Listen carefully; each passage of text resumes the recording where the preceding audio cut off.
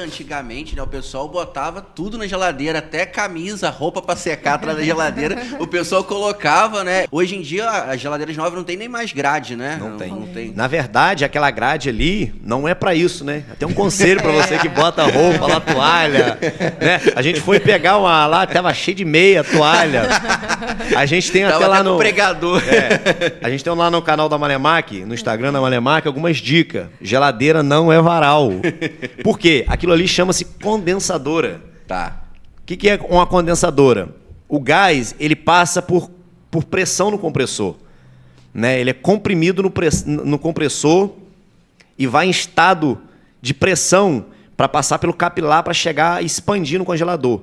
Então esse gás ele sai muito quente do compressor e ele tem que esfriar antes dele chegar na evaporadora.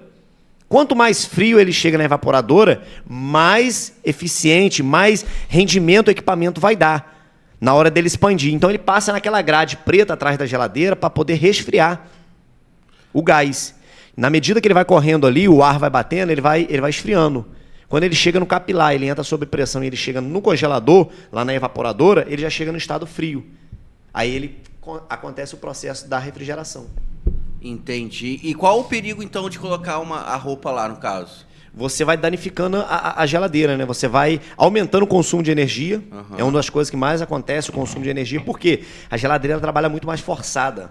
O normal, então, daquela grade é ela estar quente. Ela está quente porque o gás está circulando. Então, com a roupa lá, por ela estar molhada, vai abafar. Vai abafar. Ela não vai o processo de resfriamento do gás não vai acontecer. Você vai impedir esse resfriamento. A grade está ali, você pode ver que tem um monte de ferrinho, que é exatamente para o ar bater e ajudar a resfriar.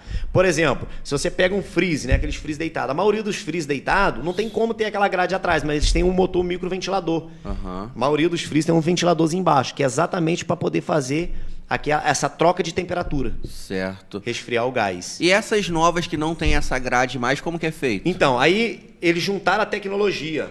Antigamente, se você observasse, por exemplo, hoje nós estamos vivendo a troca de clima está muito doida, né? E acontece a troca de clima, a umidade aumentou muito, os clientes começaram a reclamar que a geladeira suava do lado, certo. Suava entre a porta. O que o engenheiro técnico fez? Se o gás sai quente do motor e eu tenho que fazer ele passar por algum lugar para esfriar antes de chegar no congelador ou na evaporadora, o que a gente pode fazer? A gente pode botar ele passar pela lateral da geladeira, por dentro.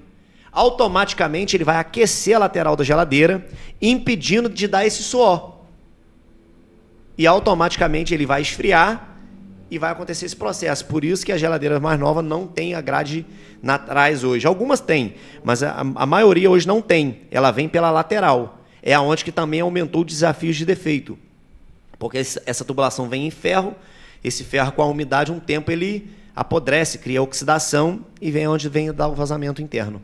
E aí, para esse vazamento interno, tem como fazer manutenção? Tem como tirar a parte lateral dela? Sim. Aí o que a gente faz? Na linha Frost Free, a gente faz o seguinte. Quando a geladeira não tem essa grade atrás, a gente isola essa grade lateral, pega uma grade de uma outra geladeira, instala nas costas da geladeira, faz a substituição dessa lateral, né?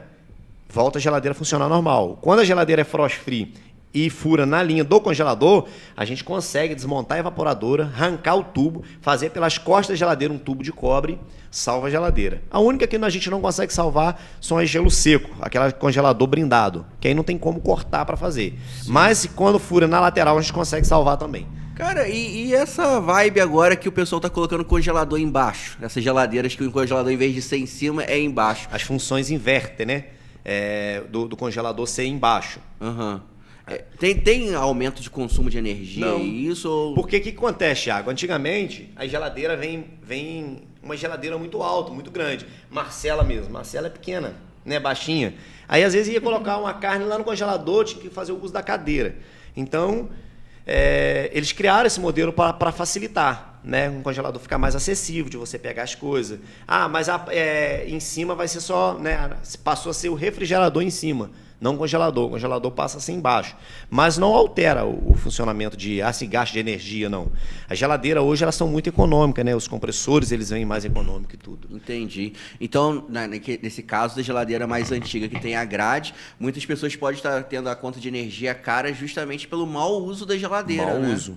Geladeira, naturalmente, quando a geladeira é embutida, ela fica muito presa, ela esquenta muito, então trabalha muito forçado. O compressor tem que trabalhar muito mais para ele poder dar o rendimento para poder desligar a geladeira. Então ele tem que trabalhar muito mais para alcançar a temperatura. Por exemplo, né, você falou algo interessante comigo aqui no início, depois da instalação do ar-condicionado aqui no estúdio, os computadores, né, o seu frigobar trabalhou mais suave. Por quê? Estão trabalhando normal. No estado normal. Por quê? Está tudo fresco, está tudo tranquilo. Esse é um ponto fundamental da refrigeração, né? A refrigeração, hoje, ela é o ponto essencial de tudo, né? Da internet. Por exemplo, para a gente estar fazendo esse podcast aqui agora, você depende da internet. Mas para a internet chegar até aqui, ela depende da refrigeração. Porque lá nos servidores, lá na sala não sei como que é, né? Nunca entrei numa sala assim onde que libera a internet para as empresas. Aquela sala tem que ser climatizada. Se o ar-condicionado lá para, a internet para.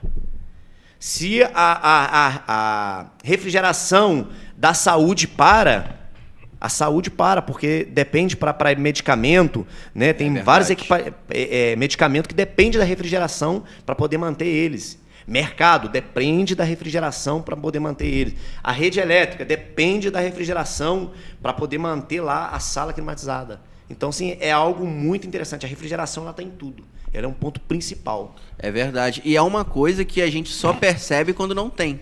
Porque no dia a dia, que está tudo funcionando normalmente, passa batido. Mas quando falta, é quando... rapaz, e agora? Onde que eu vou guardar o remédio, né? O que eu vou fazer agora com essa carne que está descongelando, né? E realmente, tá em tudo, né? Inclusive, ainda nesse assunto de geladeira, por exemplo, a borracha que fica em volta, se ela tiver um furinho na borracha, ela já está gastando mais energia.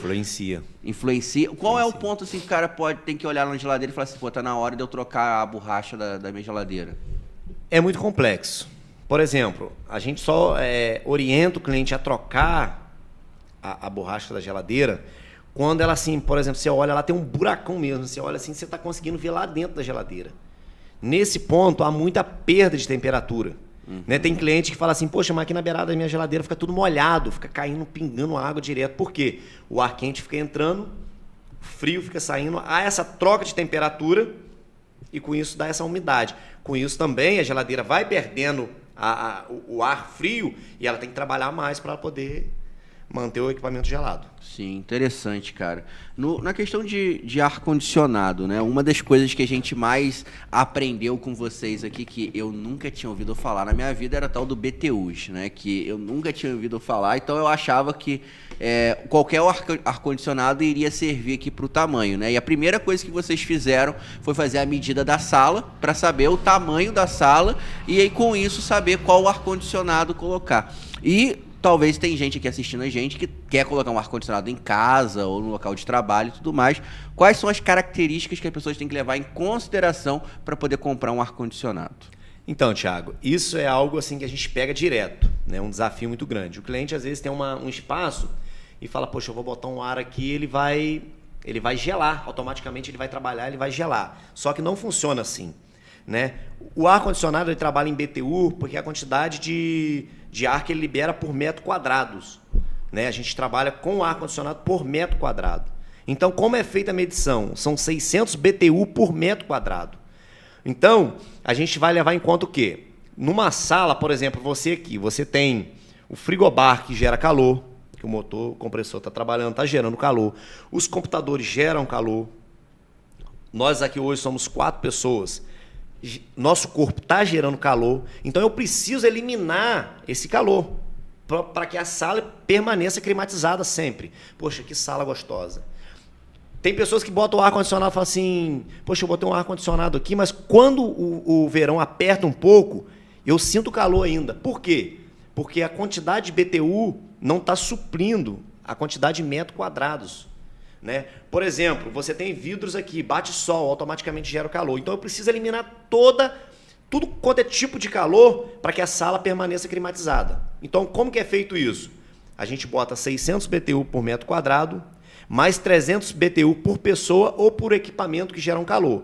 Você vai chegar na somatória. Por exemplo, eu tenho aqui um espaço de 10 metros quadrados, né? A gente vai lá, 10 metros quadrados, vezes 600 tal, vou achar o valor, mais ali a quantidade de pessoa, com a quantidade de calor. Vamos supor que eu cheguei numa conclusão que eu preciso de 11 mil BTUs. Ó, o seu espaço que está pedindo 11 mil, qual é o valor mais próximo? 12 mil BTUs. 12 mil vai te suprir. Por quê? Eu tenho ali 11 mil, tem um gasto ali de 11 mil que está me gerando calor, 11 mil, porém, eu vou botar um ar de 12, então eu vou ter 1000 BTU sobrando. Qualquer oscilação na temperatura, esses 1000 BTU vai suprir, entendeu?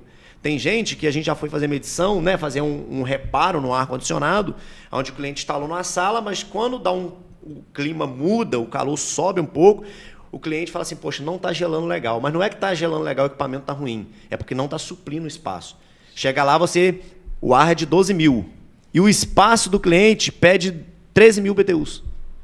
Aí qual é o valor mais próximo que você vai poder botar? Um ar de 18 mil para poder suprir. Então de 12 pula para 18. Sempre um valor acima. Sim. BTUs tem que estar sempre acima do espaço daquilo que você tem.